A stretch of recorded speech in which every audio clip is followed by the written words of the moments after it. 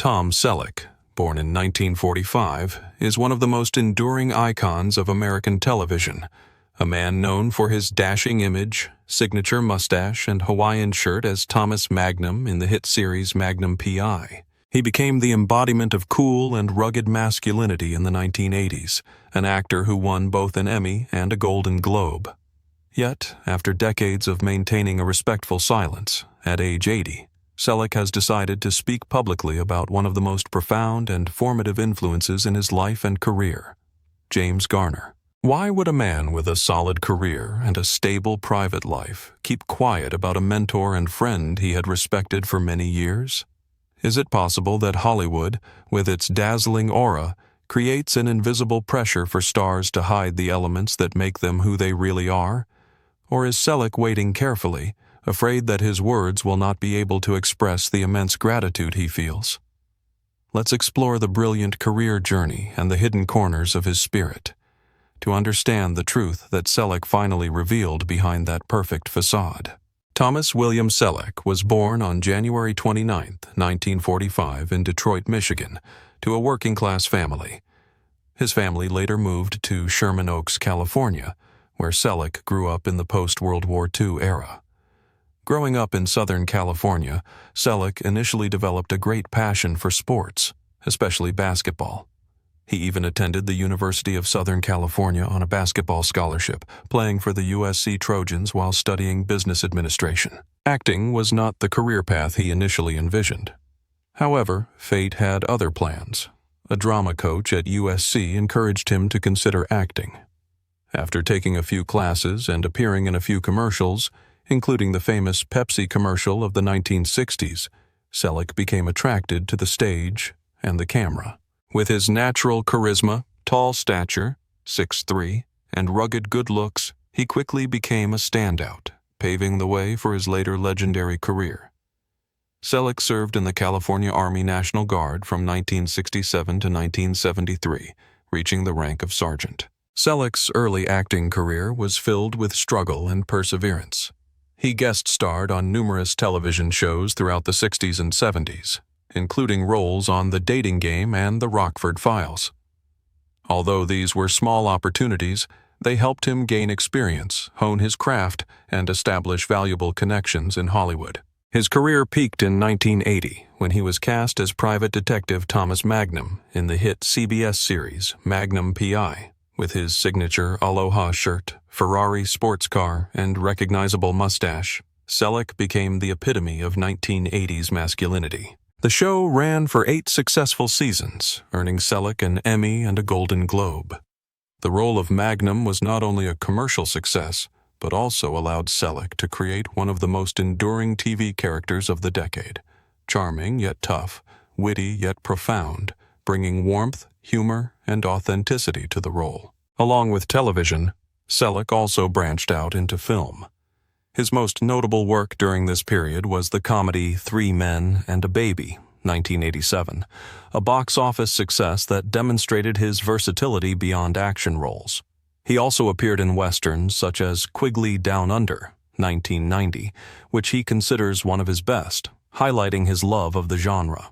In later years, Selleck continued to stay relevant in Hollywood by reinventing himself, taking on roles that reflected his maturity and charisma.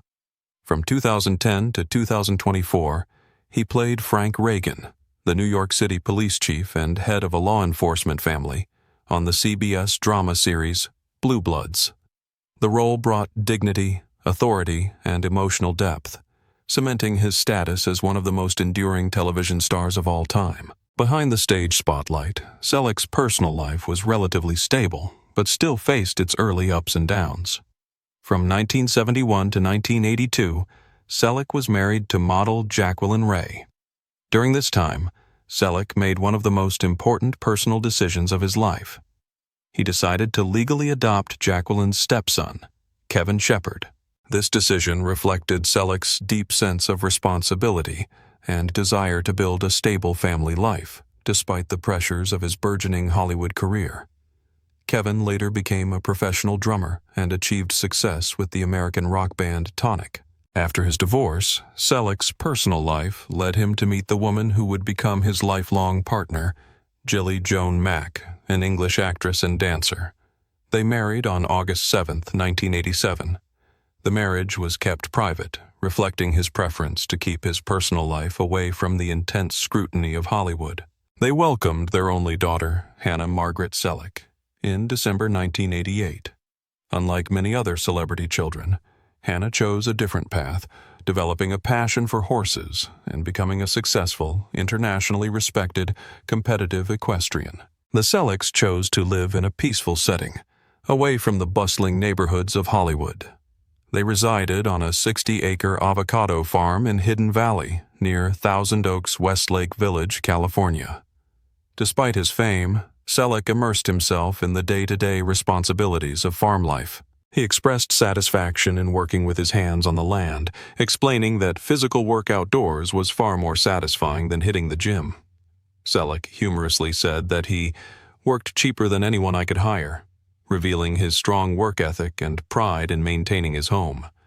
The ranch was more than just property.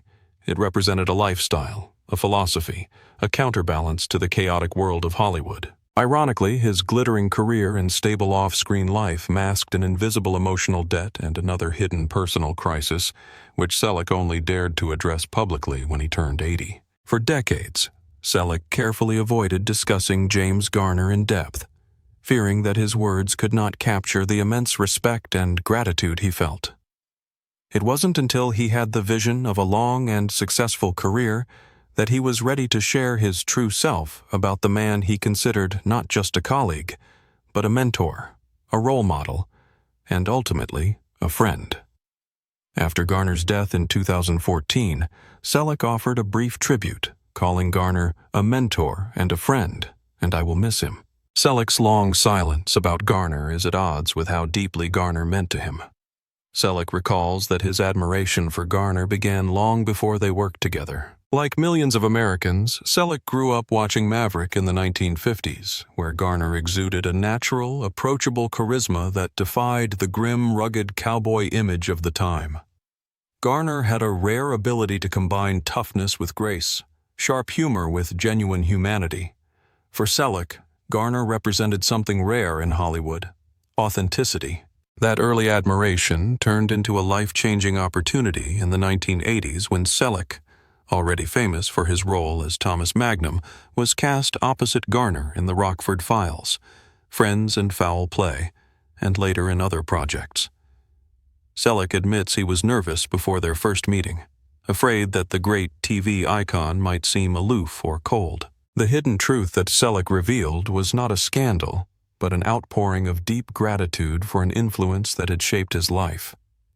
Instead of being aloof, Garner immediately caught Selleck off guard with his warmth, humor, and humility. "Jim doesn't have a fake bone in his body," Selleck admits. "He treats everyone from the director to the boom mic guy with the same level of respect.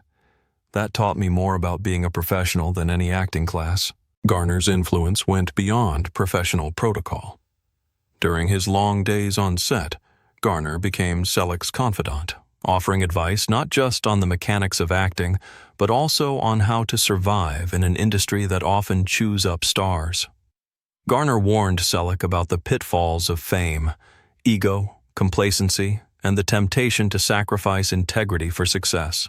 He encouraged Selleck to keep his feet on the ground, reminding him that no role, no paycheck was worth sacrificing his dignity.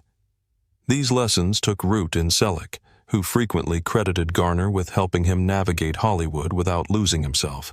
The root cause behind Tom Selleck's truth was not a sensational scandal or a media shock, but a three-layered interweaving of influences: personal, societal, and systemic.